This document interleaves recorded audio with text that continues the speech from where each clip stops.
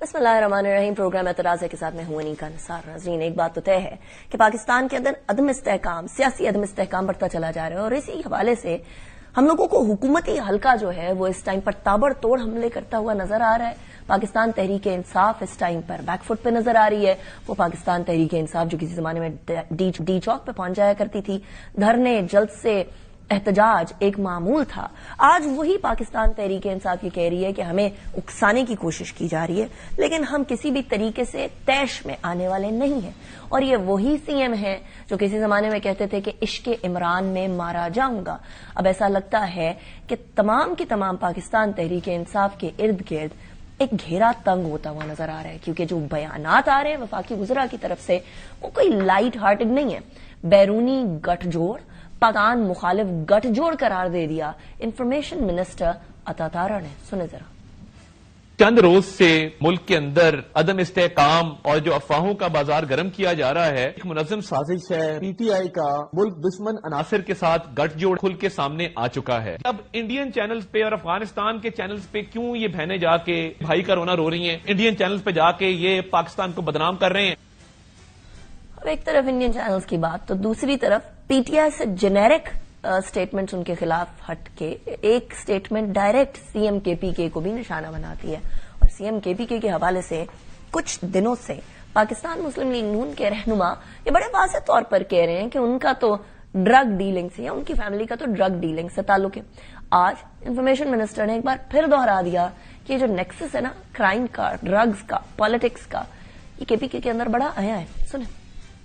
I S P R نے بتایا کہ کس طرح افغانستان سے ہونے والی انفلٹریشن کو روکا جا رہا ہے. صوبائی حکومت کی کوتاہیاں اور کمزوریاں کی وجہ سے یہ انفلٹریشن بڑھ جاتی ہے. صوبائی حکومت دہشت گردوں کو سزائیں نہیں دلوا سکی. پی ٹی آئی کی حکومت نان کسٹم پیڈ گاڑیوں کا سدے باب نہیں کر سکی. اس کی وجہ سیاست دانوں کا مجرموں کے ساتھ اور دہشت گردوں کے ساتھ ایک نیکسس. صوبائی حکومت ناکام، صفر پرفارمنس. ڈرگز کی جتنی اسمگلنگ ٹریڈ ہوتی ہے خیبر پختونخوا حکومت کی نگرانی میں، وزیر اعلیٰ خود ملوث ہیں. ڈرگز کا پیسہ ٹیررزم میں بھی استعمال ہوتا ہے. افغانستان سے حملے ہوتے ہیں مگر ایک مذمت کا بیان سہیل افریدی یا ان کی گورنمنٹ نہیں دے گی.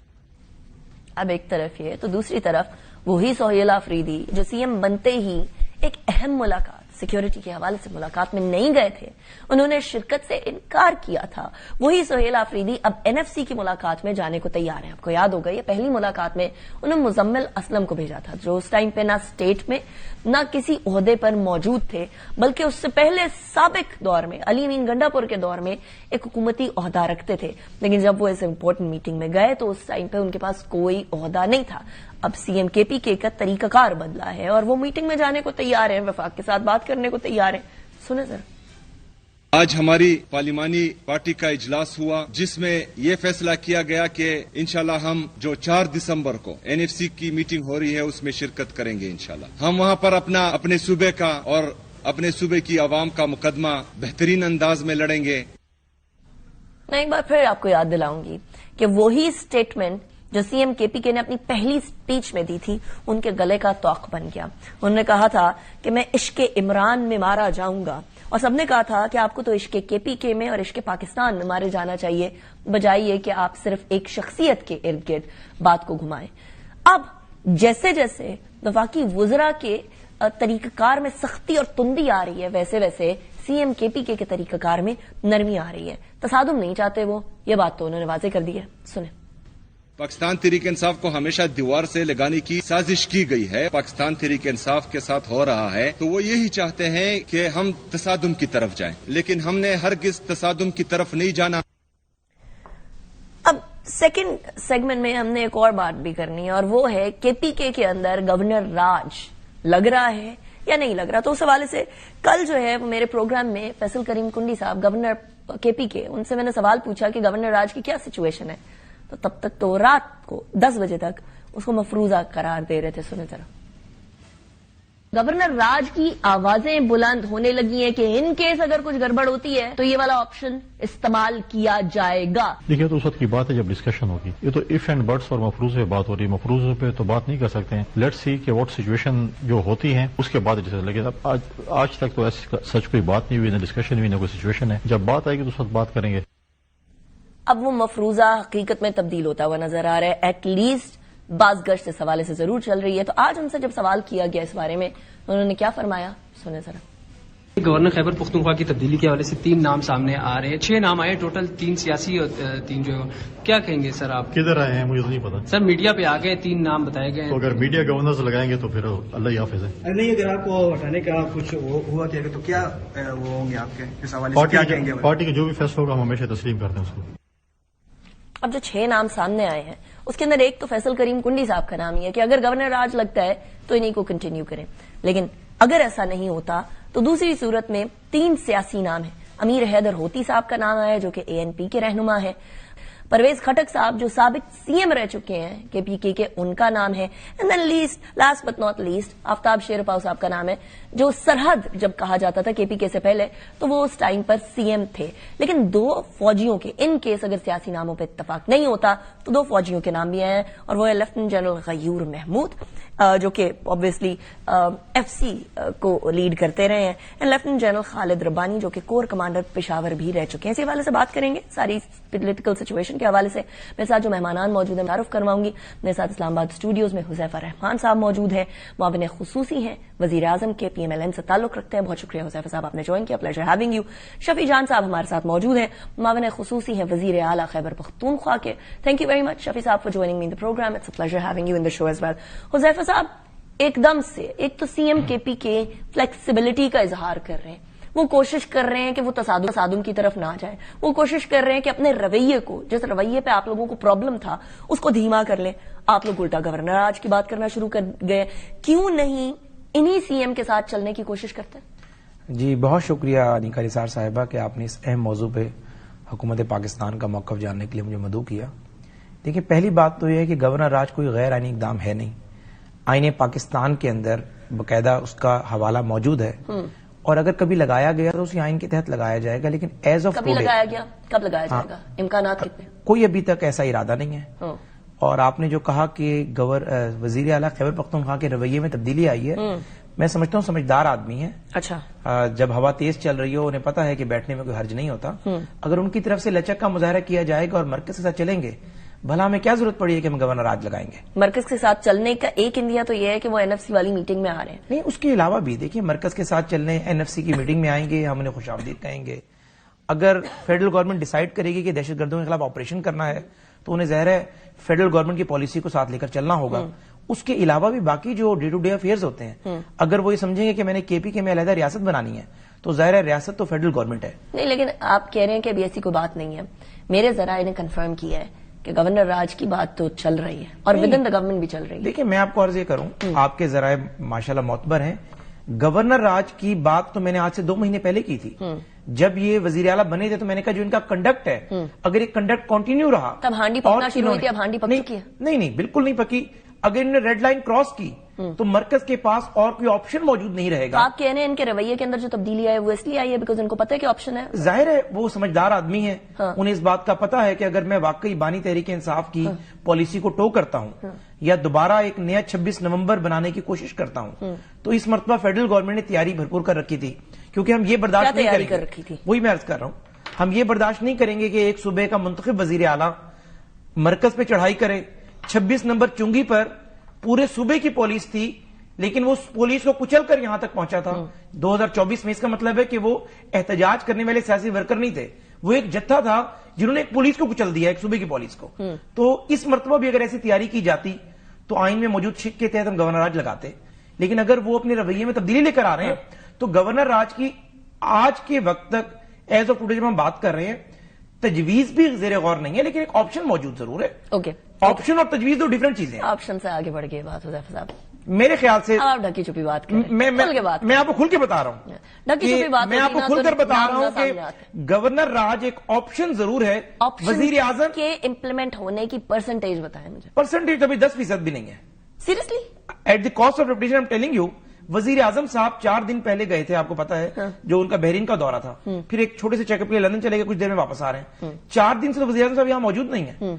वजीर आजम की कंसल्टेशन के बगैर इतना बड़ा काम हो ही नहीं सकता। हाँ, ये जरूर है कि जो नाम ये चले वो इसीलिए चले कि जब आपने गवर्नर राज लगाना होता है तो ये गवर्नर شاید اس بیٹنگ آرڈر پہ پورا نہ اتر پائے Okay. کیونکہ ذرا اور اسٹیک ہولڈرز بھی ہوں گے، اس لیے نام چلے. میں سمجھتا ہوں یہ نام چل رہے ہیں. یہ گورنر یعنی آپ فیصل کریم گنڈی صاحب کی بات ہاں میں سمجھتا ہوں کہ اگر گورنر آج کی طرف اس چیلنج پہ پورے نہیں اتر سکیں گے. چیلنج کی بات نہیں ہوتی. پھر اس وقت تو گورنر ایک آئینی عہدہ ہے اور گورنر نے کوئی سیاسی معاملات نہیں دیکھنے. Right. لیکن جب آپ گورنر راج لگاتے ہیں تو آپ صوبے کی چیف ایگزیکٹو بھی ہوتے ہیں. صاحب کہہ رہے ہیں کہ فیصل کریم کنڈی صاحب کیپبل نہیں. پھر اس کے لیے شیرپاؤ گروپ ہے، مولانا فضل الرحمان صاحب کی جماعت ہے، ANP ہے، تو جس پہ سب سٹیک ہولڈر کا اعتماد ہو.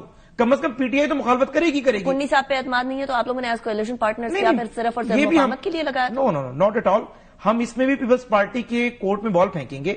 پیپلز پارٹی اگر اس پہ ایگری کرے گی تب بھی ان کے گورنر کو ہٹایا جائے گا، ورنہ یہ ممکن نہیں ہے کہ پیپلز پارٹی ہماری ایلائی ہے، ہم ان سے کنفرنٹیشن مول لے کر پوری آپ نے ہوم ورک کیا اور آپ کہہ رہے ہیں 10% چانس ہے. حذیفہ صاحب میں آپ کی طرف واپس آتی ہوں. شفیع جان صاحب ابھی تو CM آئے ہیں، پہلے تندو تیز قسم کی اسپیچ دیا کرتے تھے، اب تو بڑے دھیمے مزاج کے ہو گئے. اب تو وہ کہہ رہے ہیں ہم نے کسی قسم کا متصادم کام نہیں کرنا، ہمیں تصادم نہیں چاہیے، ہم موقع نہیں دیں گے اس طرح کا کسی کو. لیکن لگتا ہے کہ موقع دینے کی ضرورت نہیں پڑے گی، سچویشن بڑی ٹینس ہوتی جا رہی ہے. کیا اس حوالے سے آپ کی اپنی انفارمیشن ہے کہ KPK میں کیا کک ہو رہا ہے، کیا پک رہا ہے؟ دیکھیں سب سے پہلے آپ کا شکریہ. دیکھیں وزیر اعلیٰ خیبر پختونخوا سہیل افریدی صاحب بڑے کلیئر ہیں، انہوں نے کیا کرنا ہے، کس طرح وہ سوچ رہے ہیں، ان کو اپنے جو آبجیکٹیوز ہیں وہ کیسے حاصل کرنے ہیں، تحریک کو کیسے آگے بڑھانا ہے، گورننس کو کیسے دیکھنا ہے، صوبے کے جو معاملات ہیں ان کو آگے کیسے بڑھانا ہے. وہ بڑے ان کے ذہن میں بڑی چیزیں ہیں اور بڑی کلیئر ہیں. جہاں تک حذیفہ صاحب کی بات ہے، انہوں نے وزیر اعظم صاحب کا ذکر کیا کہ وہ اس وقت ملک سے باہر ہیں. وہ ایسے بھی پاکستان میں کبھی کبھی ہوتے ہیں، اکثر وہ باہر ہی رہتے ہیں. اور جہاں تک یہ والی بات تو صحیح نہیں ہے آپ کی، پاکستان میں کافی ٹائم ہوتے ہیں. مجھے بات کرنے دیں گی تو بہتر ہوگا. نہیں میں بالکل بات کرنے دوں گی، لیکن جہاں تصحیح کی ضرورت ہوگی شفیع صاحب تو وہ میں انٹرپٹ کروں گی، وہ میرا حق ہے. آپ فرمائیے. وہ آپ کا نظریہ ہے، وہ یہ میری نظریہ ہے، وہ آپ کی بات ہے. میں فیکٹس کی بات کر رہی ہوں، نظریے کی بات نہیں کر رہی. شفیع صاحب یو کین کنٹینیو. کتنے دور کیے ہوں گے وزیر اعظم صاحب نے پچھلے 2 سالوں میں؟ آپ کو اندازہ ہے نا کہ مے کے بعد سچویشن کیا تھی شفیع صاحب؟ Let's not go there, let's talk about کہ ابھی KPK کے اندر کیا سچویشن ہے، اس طرح بھی جائیں گے. میں اسی پہ اسٹک رہوں گا کہ وہ کبھی کبھار پاکستان رہتے ہیں، میں اسی پہ اسٹک رہوں گا چاہے آپ کا جو بھی نظریہ ہو. آئی انڈرسٹینڈ، آپ اپنے پوائنٹ آف ویو کے ساتھ چلیے، آگے بڑھیے. جی ٹھیک. اور جہاں تک یہ کہتے ہیں کہ جی وزیر اعظم صاحب باہر ہیں، وہ آئیں گے ان سے مشاورت ہوگی، تو ان سے مشاورت کی کوئی ضرورت نہیں ہے. وہ بے اختیار آدمی ہے، بے اختیار وزیر اعظم ہے، ان کا کوئی رول نہیں ہے، نہ اسے کوئی پوچھا جا سکتا ہے. وہ 17 سیٹوں پہ آئی ہوئی وزیر اعظم ہے. یہ فرما بردار بچے ہیں، ان کو اوپر سے جو حکم آئے گا اسی کے مطابق ہی ریئیکٹ کریں گے. جیسے 26ویں اور 27ویں ترمیم میں ان کے پاس ایک ڈرافٹ آیا، انہوں نے من اس کو تسلیم کیا. جس طرح استثناء دینا تھا صدر پاکستان کو، انہوں نے دیا. اور جب تک یہ کہتے ہیں کہ جی وہ بڑی کہہ رہے ہیں کہ جی وزیر اعظم صاحب نے استثناء نہیں لیا، تو وزیر اعظم صاحب کے اختیار میں نہیں تھا، ورنہ وہ بھی لے لیتے. تو اگر انہوں نے کوئی گورنر راج کا پلان بھی کیا ہے یا گورنر راج لگانا بھی چاہتے ہیں تو یہ وزیر اعظم سے کوئی مشاورت نہیں ہوگی، یہ فیصلہ اوپر سے آئے گا اور یہ امپلیمنٹ کریں گے اس کو. اور جہاں تک گورنر راج کی باتیں ہو رہی ہیں آج شام سے، تو تحریک انصاف کو ان دھمکیوں سے نہیں ڈرایا جا سکتا، خیبر پختونخوا کی حکومت کو ان دھمکیوں سے نہیں ڈرایا جا سکتا. اور جہاں تک وزیر اعلیٰ صاحب کی بات ہے تو وہ بڑی کلیئر ہیں، انہوں نے ساری چیزوں کو وہ دیکھ رہے ہیں. اور جہاں تک کہہ رہے ہیں کہ جی ہم موقع نہیں دیں گے، تو 9 مئی میں تو ہم نے نہیں کیا تھا، 9 مئی کو بھی موقع ہم نے نہیں دیا تھا. ہاں ہمارے قائد کو جس طرح انہوں نے اٹھایا تھا ہائی کورٹ سے، تو وہ تو پاکستان کی عام عوام میں غم و غصہ تھا، اور جو 9 مئی کو ہمارے خلاف استعمال کیا گیا، بالکل ہم ایسا کوئی موقع دوبارہ نہیں دیں گے. ویسے شفیع جان صاحب آپ کے خلاف 9 مئی والا موقف جو ہے نا وہ کبھی بھی استعمال نہ کیا جا سکتا. اگر عمران خان صاحب ایک سٹیٹمنٹ دے دیتے کہ میں اس کو رد کرتا ہوں، یہ غلط ہوا ہے، میری طرف سے اس کو کمپلیٹ کنڈیم کیا جائے، جو انوالوڈ ہے اس کو پکڑا جائے، تو وہ PTI کے ساتھ پھر نہ اٹیچ ہوتا. لیکن اب تو وہ ہو گیا ہے کیونکہ انہوں نے رد نہیں کیا. ہم اس سے ایک سٹیپ آگے جاتے ہیں. میں آپ کی نالج کے لیے بات کروں تو ہم یہ کہتے ہیں کہ جس نے بھی 9 مئی کیا، جو بھی اس 9 مئی میں ملوث ہے، اس کو پکڑ کے سزا دی جائے، لیکن CCTV فوٹیج لائی جائے. جو CCTV فوٹیج کی کلپس تو لے کر آئے تھے، آپ کہنے ہیں پوری لے کر آئی جائے. آپ اس سٹیپ سے آگے جاتے ہیں، لیکن عمران خان صاحب کی سٹیٹمنٹ واز امپورٹنٹ. شفیع جان صاحب ہم سب کو پتا ہے، آپ کو بھی پتا ہے کہ PTI عمران خان ہے، اور آپ لوگ بھی اسی بات کا انتظار کر رہے ہیں، آپ کسی بھی اس بات کا انتظار کر رہے ہیں کہ عمران خان صاحب کی بات کو کوٹ کر لوں، اگر آپ مجھے تھوڑا سا موقع دے دیں. جی آپ کو ہی موقع دیا ہوا ہے کافی دیر سے. جی فرمائیے. لیکن عمران خان صاحب کی ورڈنگ ہے کہ جس نے CCTV فوٹیج چرائی 9 مئی اس نے کیا.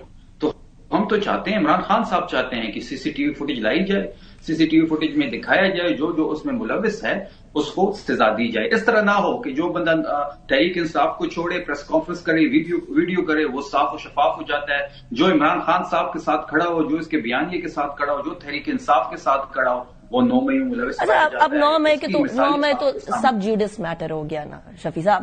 اب وہ والے معاملے سے وہ کیا کہتے ہیں, پلوں کے نیچے سے پانی گزر گیا. اب معاملہ یہ ہے کہ آپ نے کے پی کے کیسا سنبھالنا. 9 مئی والا معاملہ آگے نکل گیا. اب وہ کہہ رہے ہیں کہ ہم لوگ جو ہیں, ہم لوگ تو پہلے بھی ملوث نہیں تھے کسی بھی چیز میں, آپ لوگ ہمیں انوالو کرنا چاہتے ہیں تو we are not going to let that happen. Pakistan Tehreek Insaf کے لیے آلریڈی صرف کے پی کے رہ گیا. وہاں باجوڑ کے اندر وہ لوگ ہار گئے, اس ٹائم پر ہری پور میں ہار گئے, ڈسپائٹ دا فیکٹ کہ وہ مانتے نہیں ہیں اس ریزلٹ کو. لیکن آپ لوگ کیا چاہ رہے ہیں؟ کیا جماعت کو ختم کرنا چاہ رہے ہیں کے پی کے میں؟ کیوں ملاقات نہیں کرا دیتے آپ ان کے بانی سے؟ ان کی 8 دفعہ ایک وزیر اعلیٰ جا کر خوار ہو کسی جیل کے سامنے, یہ اچھا لگتا ہے؟ جی بہت شکریہ انیکا. اگر آپ اجازت دیں اور آپ کا پروگرام متعامل ہے, یعنی ٹائم ہے پڑا, تو جو انہیں باتیں کی ہیں میں چند سیکنڈ میں ان کو ریسپونڈ کر دوں. ایک تو 9 مئی کے حوالے سے چونکہ بڑا اہم معاملہ ہے, ظاہر ریاست کا موقع دینے کے لیے میں ہی موجود ہوں, اس لیے میں اس کو انٹینڈ نہیں جانے دوں گا. ریاست کو زیفا صاحب ذرا ڈیفائن کر دیں. جی, ریاست جو ہے ہر وہ شخص جو حکومت میں ہے اور پاکستان کا وہ حلف اٹھاتا ہے, وہ ریاست ہے, میں سمجھتا ہوں. تو اس طرح تو پی ٹی آئی کے سارے یہ بھی دیکھیں, یہ ریاست پہ حملہ آور ہوتے ہیں حلف اٹھا کر, حلف کی وائلیشن بھی تو لوگ کرتے ہیں. لیکن حلف تو انہوں نے نہیں, میں نے وائلیشن تو کرتے ہیں نا, تو ظاہر ہے چلیں وہ ریاست, وہ بھی اپنے آپ کو ریاست کے, میں اس میں کوئی ان کو سے دور نہیں کر رہا. اچھی بات ہے کہ اگر ان میں اتنی محبت آ گئی ہے کہ اپنے آپ کو ریاست سمجھنا شروع ہو گئے ہیں, تو اچھی بات ہے, میں تو اس کو خوشائند سمجھتا ہوں. پہلی بات تو یہ ہے کہ 9 مئی کے حوالے سے یہ بالکل غلط نیریٹو دیتے ہیں کہ جی فوٹیجز سامنے لے کر آئیں. دیکھیں, پہلی بات تو یہ ہے کہ ان کی صف اول کی لیڈرشپ کور کمانڈر ہاؤس کے باہر موجود تھی, یہ کہتے ہیں ہمارے بندے نہیں ہیں. ان کی صف اول کی لیڈرشپ یہاں جی ایچ کیو کے باہر موجود تھی, کہتے ہیں ہمارے بندے نہیں ہیں. صف اول کی لیڈرشپ آپ کی چینل نے فوٹیجز چلائی ہیں, میاں والی کی اے بیس پہ ہم لے کر رہی تھی. اب ان کی بات کا جواب دے دیتا ہوں کہ لوگوں کو معافی کیوں دی گئی. دیکھیں, اگر کوئی بندہ منصوبہ بندی کا حصہ نہیں تھا اور احتجاج کی رو میں وہاں چلا گیا اور اس کو اس بات کا احساس ہوا, اس نے معافی مانگ لی, تو ریاست نے بڑا دل کیا. نہیں, لیکن اگر کسی نے حملہ کر دیا ہے اور معافی مانگ لی ہے, ایسا کوئی بندہ نہیں. یہ جن لوگوں کو بھی ریاست نے معافی دی ہے وہ لوگ ہیں جو منصوبہ سازی کا حصہ نہیں تھے. ایون کہ بانی تحریک انصاف کے لیے ریاست بڑا دل کرنے کو تیار تھی. بانی تحریک انصاف نے تو ایک دفعہ بھی یہ نہیں کہا کہ غلط واقعہ ہوا ہے یا لوگوں نے غلط ایجیٹیشن کی ہے, آپ لوگوں کو سزائیں دیں. آپ نے تو ایک نیا نیریٹو دے دیا کہ جی 9 مئی جو ہے اس کی بہت ساری ویڈیوز بھی سامنے ہیں, وہ ڈینائی کریں یا آپ لوگ ڈینائی کریں, دونوں سمت میں ڈینائی کچھ نہیں کریں تو کر نہیں کر سکتے. مجھے یہ آپ کر رہے ہیں نا شفیع صاحب, میں باقی جاؤں گا, ویڈیوز آپ لوگوں نے شیئر کی ہوئی ہیں. مجھے یہ چاہیے اب آگے بڑھنا, ہم پاس میں نہیں رہ سکتے. اور شہباز صاحب کا انہوں نے کہا پوری دنیا مانتی ہے, آپ کو بھی اس دشت کی خاک چھانتے ہوئے عرصہ ہو گیا, جتنی شہباز صاحب نے فورن ٹرپس کے ذریعے پاکستان کی فورن پالیسی کو مضبوط کی ہے, شاید میں یہاں کسی تعریف کی طرف نہیں جا رہی, مجھے صرف جواب چاہیے اس بات کا کہ ایک جماعت ہے, ایک بڑی جماعت. اب بات یہ کہ ان کی ملاقات کیوں نہیں ہو رہی. ایک تو بات یہ کہ بانی تحریک انصاف کی ملاقات ان کا کوئی آئینی اور قانونی حق نہیں ہے. یہ میں ایک نئی بات کر رہا ہوں نا, کیوں آئینی اور قانونی حق؟ اب میں اس کو اسٹیبلش کروں گا اپنی اس بات کو. پہلی بات تو یہ کہ سزا یافتہ مجرم جو ہوتا ہے, جیل میں جو قید ہوتا ہے, اس کے فنڈامنٹل رائٹ اور ایک آزاد شہری کے زمین اسمان کا فرق ہے.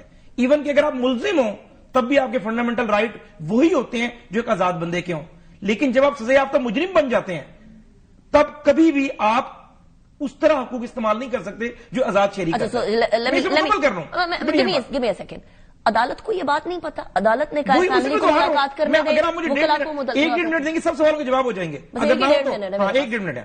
عرض یہ ہے کہ بانی تحریک انصاف سزا یافتہ مجرم ہے اور وہ یہ کہتے ہیں میں بطور سزا یافتہ مجرم ہوتے ہوئے ایک سیاسی جماعت چلاؤں گا, جبکہ میاں نواز شریف کے خلاف وہ خود سپریم کورٹ گئے تھے اور ثاقب نثار سے ہمارے 2 سینیٹرز کو نااہل کرایا تھا کہ ان کی ٹکٹوں پر ایک سزا یافتہ بندے کے یا ڈسکوالیفائی بندے کے سائن موجود ہیں. ہمارا نقطہ نظر یہ ہے کہ ان کی فیملی سے ملاقات کرانا ان کا فنڈامنٹل رائٹ ہے. سن لینا, کرا نہیں رہے, ہم پہلے کرا رہے تھے. جب ان کی بہنوں نے سیاسی سہولت کاری کرنے کی کوشش کی, ان کی بہنوں نے ملک میں ایجوٹیشن کو پروموٹ کرنے کی کوشش کی, نہیں روک سکتے ہیں. کیسے؟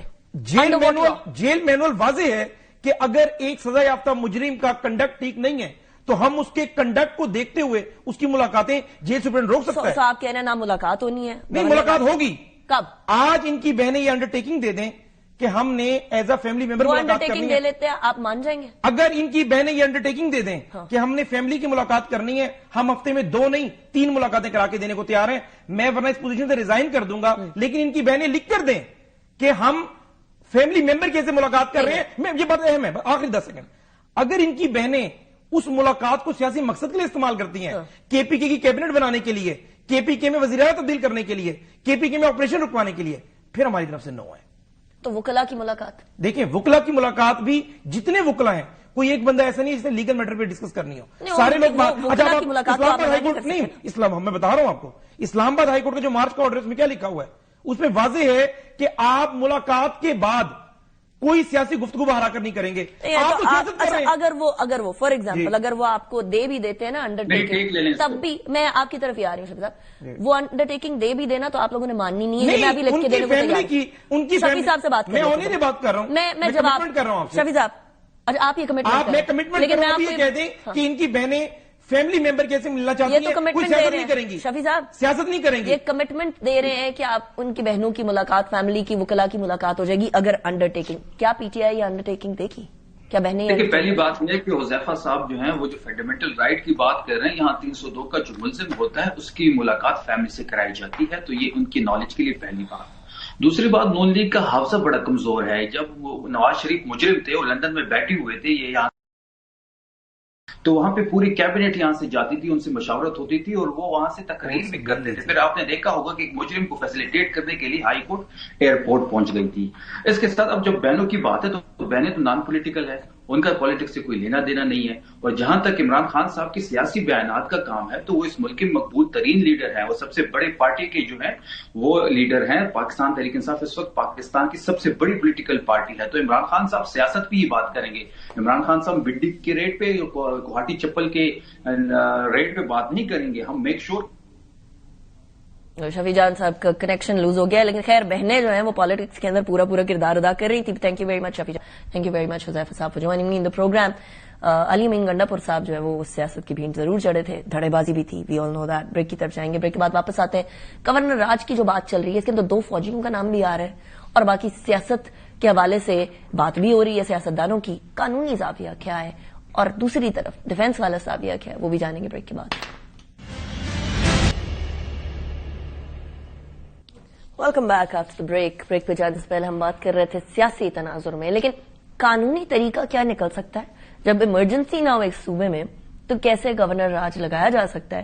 جو باز گشت چلنے لگی ہے اس کے اندر 2 نام سابق فوجیوں کے بھی ہیں. تو دس از آلسو ویری انٹرسٹنگ کہ سیاسی قیادت پرائیورٹی ہے, لیکن اگر ان تک معاملہ نہیں چلتا تو پھر جنرل غیور اور جنرل خالد ربانی کا نام سامنے آ رہا ہے. سو دس از آلسو ویری انٹرسٹنگ. میرے ساتھ جو مہمانان موجود ہیں میں ان کا تعارف کرواؤں گی. حافظ احسان کھوکر صاحب موجود ہیں, ماہر قانون ہے. Thank you very much Hafiz صاحب for joining me in the program. Brigadier retired Haris Nawaz صاحب موجود ہیں, ڈیفینس اینالسٹ ہیں اور پولیٹیکل کمنٹیٹر بھی ہیں. Thank you very much brigadier صاحب فار جوائننگ می. بریگیڈیئر صاحب پہلے ذرا آپ سے ہی اسٹارٹ کرتے ہیں. سیاسی لوگوں کی بات اینڈ دین فوجی نام ہو گئے, یہ کوئی آپس میں جم نہیں رہا, یہ کیوں 2 سابق جنرلز کے نام آئے؟ دیکھیں انیکا, بات یہ ہے کہ ظاہر ہے کہ تینوں چیف منسٹر بھی جو پہلے جو ہیں نام آئے ہیں اور چیف منسٹر رہ چکے ہیں, لیکن ایک وقت انوائرمنٹ آپ یہ دیکھیں کہ پولیٹیکل وہاں کے انتظامی ڈھانچہ کا برا حال ہے, انتظامی امور خراب ہو رہے ہیں, security environment is really bad, corruption سب سے زیادہ ہے. And then you need an experience person.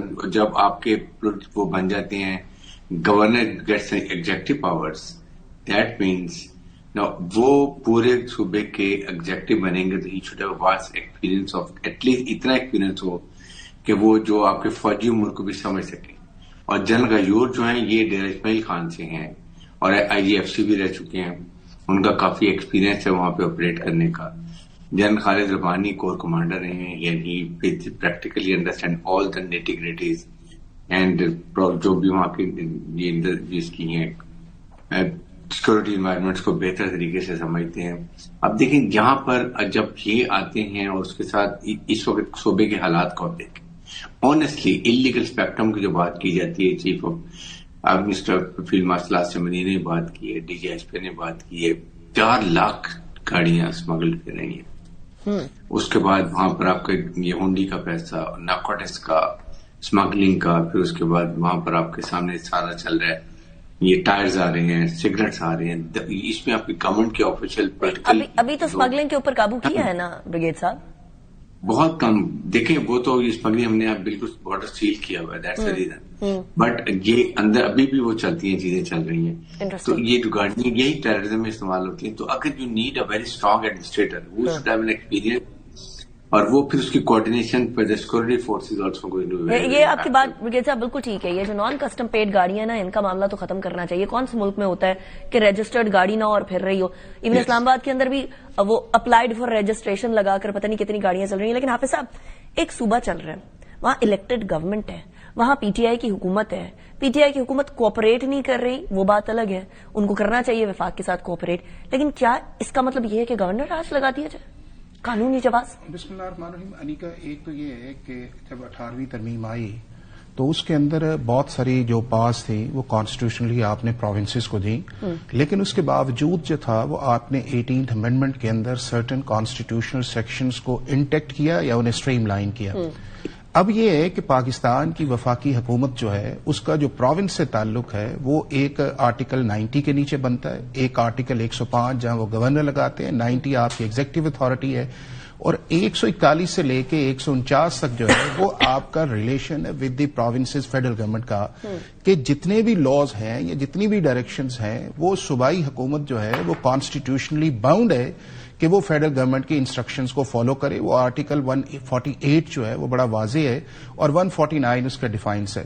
اب اس کے بعد یہ ہے کہ اس کا ایک کانسیکوینس جو ہے وہ بھی کانسٹیٹیوشن کے اندر پرووائڈیڈ ہے، اور وہ ہے آرٹیکل 232 سے لے کے آرٹیکل 237 تک جو ہے وہ کانسٹیٹیوشنل پروویژنز ہیں کہ جس کے اندر پروکلیمیشن آف ایمرجنسی جو ہے وہ پریزیڈنٹ جو ہے وہ لگا سکتا ہے، اور ہر ایک کے ڈفرنٹ ڈائنامکس ہیں اور ڈفرنٹ پروسیس ہے. اب یہ ہے کہ پاکستان کے اندر جو ہے وہ پہلی دفعہ جو آپ کا پروکلیمیشنز تھا یا گورنر رولز تھا وہ 1949 میں لگا، پھر 51 کے اندر لگا جو سندھ کے اندر لگا. اس کے بعد 1973 کے کانسٹیٹیوشن کے بعد جو ہے وہ 9 دفعہ جو ہے وہ اب تک آپ کا گورنر رول لگ چکا ہے. کے پی کے اندر 74 کے اندر لگا، سندھ کے اندر 1988 کے اندر لگا، دوبارہ کے پی کے اندر 94 کے اندر لگا، پنجاب کے اندر 2009 کے اندر لگا، اور 2013 کے اندر جو ہے وہ ایون 18th امینڈمنٹ کے بعد جو ہے وہ بلوچستان کے اندر لگا کہ جب آپ کی ہزارہ انسیڈنٹس ہوئے اور وہاں پہ بم بلاسٹ ہوئے.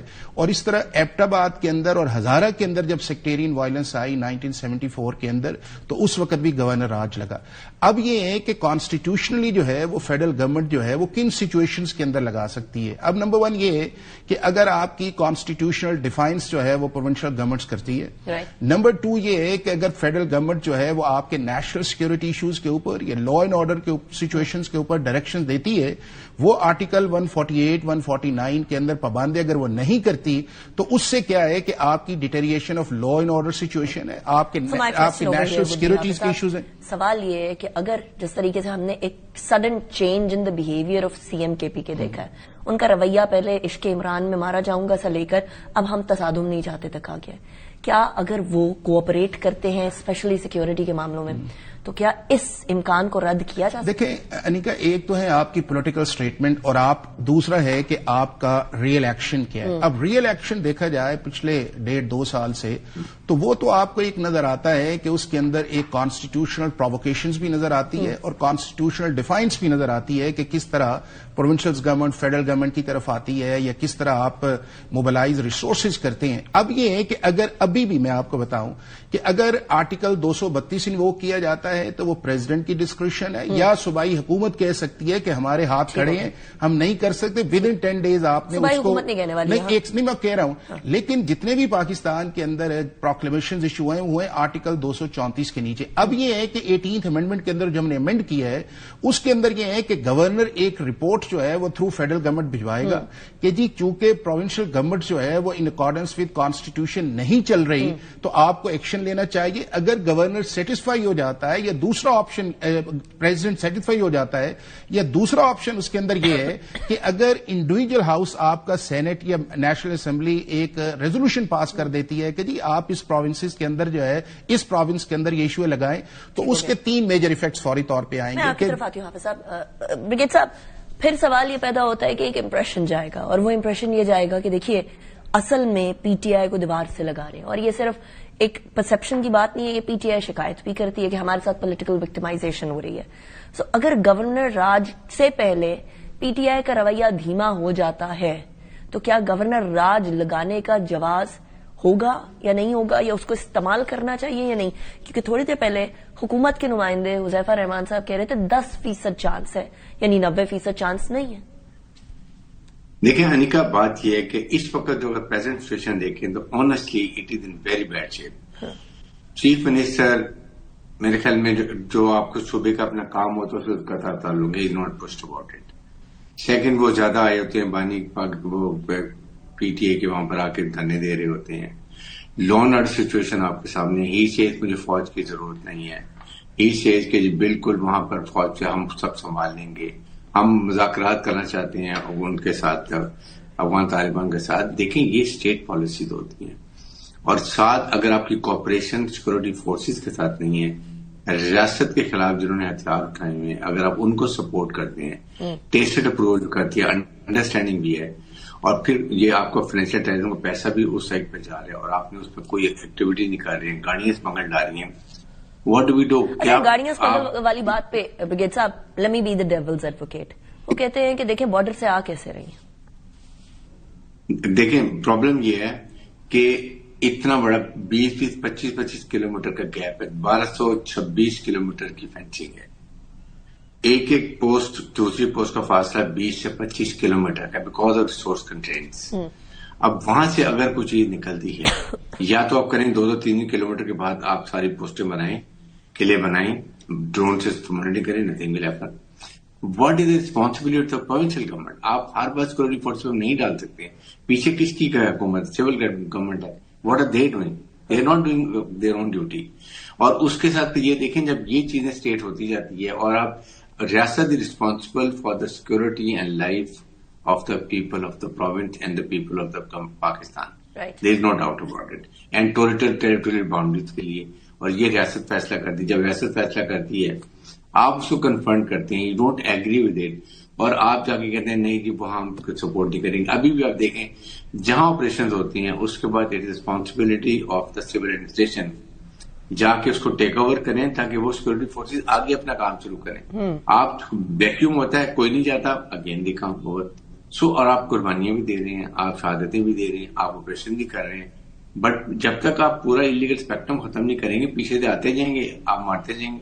دیر از نو اینڈ ٹو اٹ. اس لیے ہم یہ کہتے ہیں کہ یہ آپ سوچیں گے ہاں اگر رویہ چینج ہوتا ہے اور فزیکل مینیفیسٹیشن ہوتی ہے، فیڈرل گورنمنٹ سوچتی ہے، then they can consider it. But for the timing things are not good. Honestly I feel کہ یہاں پر اسٹرانگ ایڈمنسٹریٹر چاہیے جس کا ایکسپیرینس ہو، اور he should work in close harmony with armed forces. Only then we can یہ terrorism K P کے سے جسٹ 70% جہاں ٹیررزم ہوتا ہے. حافظ صاحب کلوزنگ ریمارکس، اب کیا ہونے والا ہے؟ دیکھیں انیکا، ایک تو یہ ہے کہ جس طرح میں نے کہا کہ پریزیڈنٹ کی کمپیٹنسی ہے، وہ 60 ڈیز کا پروکلیمیشن کر سکتا ہے. آپ نے پھر اس کو جوائنٹ سیشن کے اندر لے کے جانا ہے، اور جوائنٹ سیشن جو ہے وہ 2 دفعہ اسے 60 ڈیز کے لیے کر سکتا ہے، اور 180 ڈیز کے لیے جو ہے میکسیمم پیریڈ ہے کہ جس کے اندر آپ گورنر رولز جو ہے اس کو کنٹینیو کر سکتے ہیں. اور بنیادی طور پہ یہ ہے کہ اس ٹائم کے اندر جو آپ کی ایک گورننس میس ہے، یا آپ کی لا اینڈ آرڈر کی ایک میس ہے، یا آپ کا جو اس وقت ہماری لا انفورسمنٹ ایجنسیز جو فیڈرل لیول کی ہیں، اس کو جس لیول کا کوآپریشن چاہیے آپ کی پروونشل لا انفورسمنٹ ایجنسی سے، یا ایک پروونشل گورنمنٹ کی جو اونرشپ چاہیے، یا اس کو ان پیرامیٹرز کے اندر چاہیے، وہ میرا خیال ہے کہ وہ چیزیں ریکوائرڈ ہیں کہ جس کے اوپر جانا چاہیے. دوسرا اس چیز کے اندر یہ ہے کہ یہ سارا ایک کانسٹیٹیوشنل میکنزم ہے.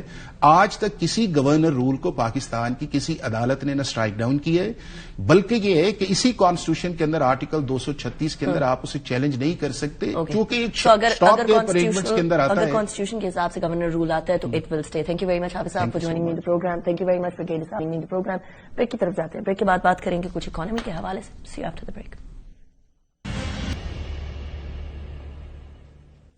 Welcome back after break. Pakistan کی معیشت کے حوالے سے کچھ عرصے پہلے IMF کی طرف سے ایک رپورٹ آئی تھی کہ کرپشن کی نظر تقریباً 6% آف GDP ہو جاتا ہے، لیکن آج وزیر خزانہ اورنگزیب صاحب نے آ کے کہا ہے کہ پاکستان کی معیشت صحیح سمت پہ گامزن ہے. کون سی سمت پہ گامزن ہے میں آپ کے سامنے رکھتی ہوں. جو رپورٹس انہوں نے پیش کی ہیں, جو اسٹیٹسٹکس انہوں نے پیش کی ہیں, میں آپ کے سامنے رکھتی ہوں. وزیر خزانہ محمد اورنگزیب صاحب نے فرمایا ہے کہ جی IMF سے اسٹاف لیول ایگریمنٹ جو ہے وہ ہو چکا ہے اور اصلاحات کے عمل میں پیش رفت جاری ہے. ایکسپورٹس میں تقریباً 5% اضافہ ہوا ہے. وفاقی وزیر خزانہ نے یہ بھی کہا ہے کہ جی رواں مالی سال میں ترسیلات زر 41 ارب ڈالر تک پہنچنے کا ایسٹیمیٹ ہے. اب اسی حوالے سے ایک ماہانہ اقتصادی اپ ڈیٹ جاری کی ہے انہوں نے. وزارت خزانہ نے مالی سال 2025-26 کے پہلے 4 ماہ میں ترسیلات زر میں 9.3% انکریز ریکارڈ کیا گیا ہے. جولائی سے لے کر اکتوبر تک ترسیلات زر کا حجم جو ہے وہ 11 ارب 85 کروڑ ڈالر رہا ہے. اس دوران درآمدات 9.6% اضافے سے تقریباً 20.4 ارب ڈالر تک پہنچ چکی ہیں. جولائی سے لے کر اکتوبر تک کرنٹ اکاؤنٹ ڈیفیسٹ جو ہے وہ 73 کروڑ سے تجاوز کر گیا ہے.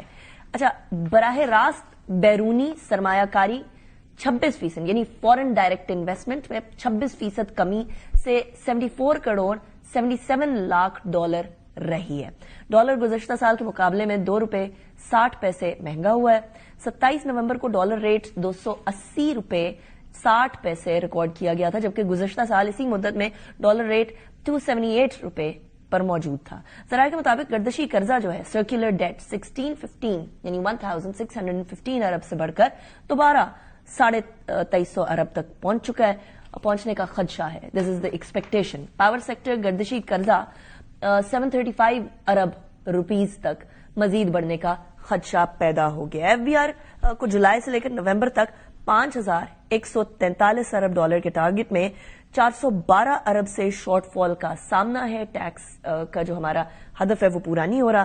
انہی دستاویزات کے مطابق نظر ثانی شدہ ٹارگٹ میں FBR کو جولائی سے نومبر تک 314 ارب روپے, نومبر میں حقیقی ہدف 1035 ارب کے ٹارگٹ میں 139 ارب, جبکہ نومبر میں نظر ثانی شدہ 995 ارب روپے کے ہدف میں تقریباً 96 بلین سے کے شارٹ فال کا جو بیسکلی سامنا کرنا پڑ رہا ہے. سو یہ صورتحال ہے. ایک جگہ میکرو اکنامک انڈیکیٹرز بہتری کی طرف جا رہے ہیں تو مائکرو اکنامک انڈیکیٹرز کچھ اور دکھا رہے ہیں, لیکن at the same time macro economic indicators بھی متزلزل ہوتے ہوئے نظر آ رہے ہیں. اینڈ دا پرابلم از کہ اسٹیبلٹی اس ٹائم پر چاہیے. اکانومی کو تھرائیو کرنے کے لیے ایز آف ڈوئنگ بزنس چاہیے. اکانومی کو تھرائیو کرنے کے لیے جب بزنس چلانا ہوتا ہے تو اس ٹائم پہ آپ ٹیکس کے شرح کم کرتے ہیں. یہاں ٹیکس کی شرح بڑھا کر بزنس کو اور سلو ڈاؤن کر دیا جاتا ہے. ہمارے ساتھ ڈاکٹر فاروق سلیم صاحب موجود ہیں. Is well known economist. Thank you very much doctor صاحب for joining me in the program. Doctor صاحب سب سے پہلے اس ساری پریسر پہ بات کر لیتے ہیں. ایک جگہ کہا گیا کہ جی پاکستان کی جو معاشی سمت ہے وہ صحیح ہے, دوسری جگہ اتنے سارے شارٹ فالز کی بات کر دی گئی. تو مجھے سمجھائیے گا وچ پوائنٹ از ٹرو. کیا ہمارے انڈیکیٹرز ڈاؤن ورڈ جا رہے ہیں یا ہماری سمت درست طرف جا رہی ہے؟ انیکا, معیشت کو عموماً بڑا پیچیدہ بنا کے پیش کیا جاتا ہے. دیکھیے, اس کو عام آدمی کے لیے سمپل کر لیں کہ معیشت کو بانٹ لیتے ہیں 2 حصوں میں.